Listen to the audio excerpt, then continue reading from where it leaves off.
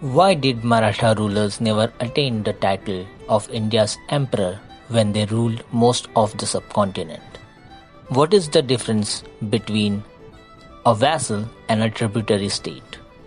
Why is Indian feudalism so confusing?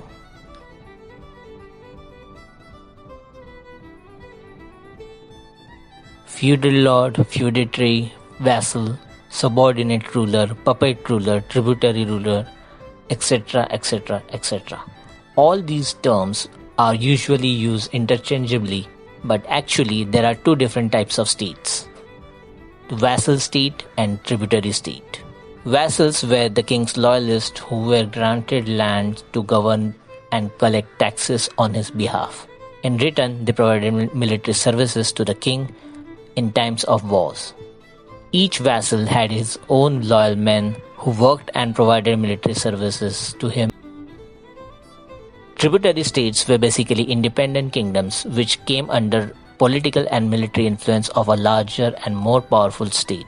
In such cases, the larger state became the suzerain and instead of taxes received tribute from the tributary states. Now let's get into Indian feudalism. Mughal emperors were sovereigns of their lands and suzerains of the tributaries like the Rajput kingdoms and others. The Maratha kingdom began as an independent state but accepted Mughal suzerainty for release of Chhatrapati Shahu's family members and attained rights to collect taxes in Deccan on behalf of the Mughals in return for military services. Chhatrapati was the emperor who appointed the Prime Minister or Peshwa. In time, Peshwa became the de facto ruler of the empire while the Chhatrapati's position became titular. Peshwa appointed Sar Subedars or governors to govern the lands captured from the fading Mughal empire. Therefore, Sar Subedars were subordinate to Peshwa, who was subordinate to the Chhatrapati, who in turn was subordinate to the Mughal emperor. But later Mughals were weak and titular. They were dependent on these Sar Subedars for protection and hence became puppets of the Maratha Empire. So while you see the Maratha Empire ruling most of India, the namesake emperor was still the Mughal monarch and the coins were minted in his name. The actual rule was carried out by the Maratha Empire in the name of Peshwa but fulfilled by Sar Subedars. Sar Subedars collected taxes from Mughal subjects on behalf of the Peshwa, on behalf of the Chhatrapati, on behalf of the Mughal emperor for protecting them as well as the Mughal emperor. So Sar Subedars were vassals of the tributaries but yet acted as the suzerain, while the Mughals were suzerain but yet lived like a tributary state. Therefore, none of the Maratha rulers got the title of Emperor of India.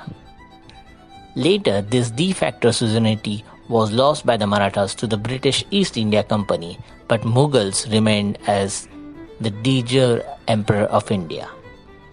But after revolt of 1857, the Mughal dynasty was abolished and Queen Victoria became the Empress of India, and both de facto as well as de jure suzerainty went to the British Raj.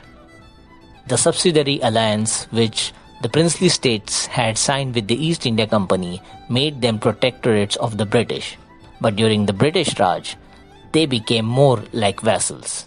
Therefore, changing times changed the status of every kingdom in India, starting from kingdoms to protectorates to vassals.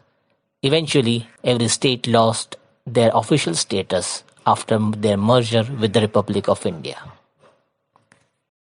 And that is why Indian feudalism is pretty confusing. Stay tuned to Pravyav now for videos on history, mythology, and fiction.